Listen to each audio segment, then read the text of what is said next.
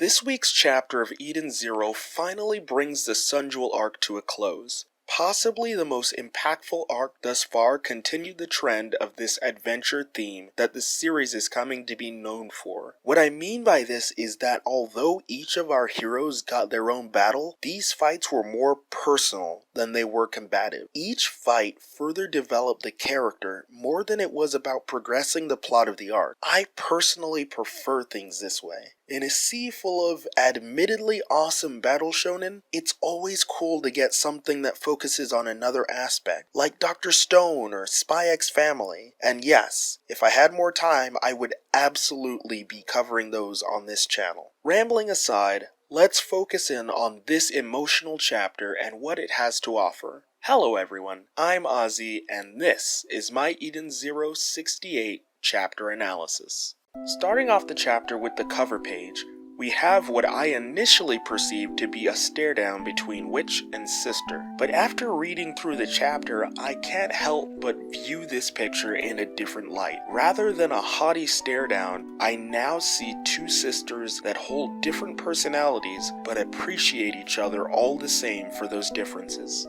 Jumping into the chapter, we begin with Zhao Mei giving us an epilogue to all that has transpired on Sun Jewel. I love that we're not just moving on, but we actually get to see how this society re-identifies itself as it gains autonomy, rather than just tying a bow on it and saying, they lived happily ever after. It makes it feel like what happened mattered in the grand scheme of things, and further highlights the strength of this series' world building. As we hop back aboard the Eden Zero, we receive the reactions of the various crew members as well as a 2-point discussion that sets the tone for the rest of the series. The first point being the selfishness of the decision made regarding leaving the body of Valkyrie. I honestly didn't even give it thought that the other shining stars wouldn't be happy about that. As I mentioned previously, these shining stars are very much like sisters. I understand how Homura feels, but she technically didn't know Valkyrie anywhere close to how long Sister or the others did.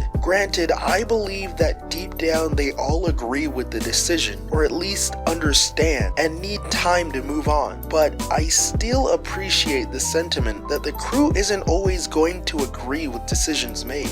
The second point of this conversation revolved around an inevitable topic. However, it didn't go anywhere I could have predicted. Sister brings up a backup system that they have access to, which lends itself to the elephant in the room that they are androids that can simply be repaired and replaced. Shiki's answer to this gave me huge Nier Automata vibes. The evidence of our hearts is that there is only one of us. How we lived and how we're remembered is what makes us important and individuals. I love that Mashima draws a hard line in that this series involves death, and to play with that would be cheap. In a way, I'm reminded of when Homura was talking to the fake Valkyrie. She knew beyond a shadow of a doubt that she wasn't the same. Perhaps this was also foreshadowed.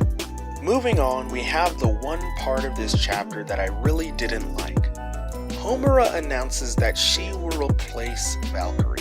My problem with this is that I feel that if someone could just up and decide they will replace a shining star, and that's all it takes, then it cheapens the adventures they've had so far in searching for the actual shining stars. If this were possible, they could have just had Weiss and Rebecca become shining stars and skip the rest of this. I have always been under the impression that the shining stars were special, that they fulfill a specific function on the ship, not just a role, but a function. Obviously, Valkyrie needs to be replaced, but I'm hoping that it actually takes a process, and that it highlights the importance of androids on the ship.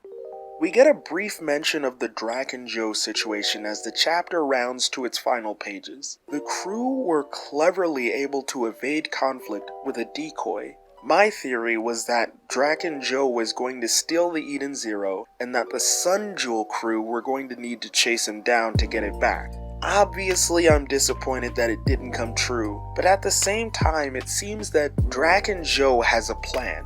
My guess? An ambush at the Dragon Waterfalls.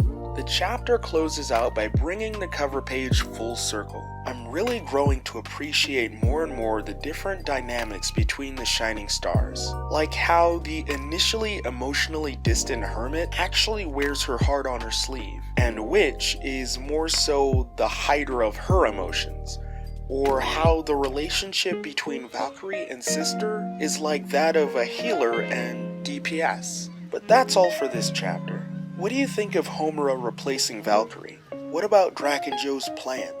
Let me know down in the comments. Thank you so much for watching, and until next chapter, Seal.